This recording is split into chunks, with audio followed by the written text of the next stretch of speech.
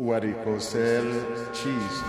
واریکوسل عبارت از پوندیدگی وریدهای فوسی‌ها، یعنی جمع شدن خون ناپاک در وریدهای فوسی‌ها که خون را به قلب انتقال می‌دهد. واریکوسل چندین درجه داشته که درجه پیشرفته آنها نیاز به عملیات دارد. یکی از دلایل شایع ناباوری مردان است، یعنی به علت اختلال در کیفیت و تعداد اسپرم. معمولاً در سنین بلوغ و جوانی تشخیص داده می‌شود. علائم می‌تواند شامل احساس سنگینی یا درد مبهم در بیضه باشد. قبلا عملیات‌ها به طور ساده و شک کردن عضلات صورت می‌گرفت، اما اکنون ما برای شما زمینه این عملیات‌ها را به شکل بسیار پیشرفته، یعنی لاپاروسکوپی بدون شل کردن عضلات در شفاخانه هنزل اورجنگ مهیا ساخته‌ایم. فواید عملیات لاپاروسکوپی: عدم باقی ماندن علائم زخم، عدم قطع نمودن عضلات، عدم تندریزی، عدم میکروبی شدن زخم، عدم چوره شدن، سرد نشدن زودتر بعد از 12 ساعت رخصت شدن از شفاخانه.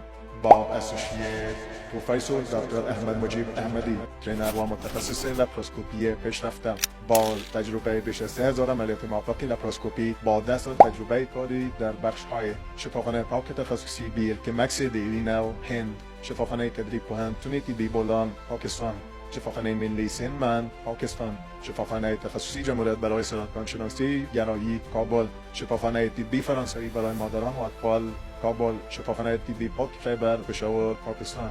اوقات کاری: 2 بعد از ظهر الا 8 شام. آدرس: شفاخانه هنزل اورجنگ، بازار افشار، خوشحالخان مینه، کابل، افغانستان. شماره تماس: 0700 879 467. صحتمندی شما هدف ماست.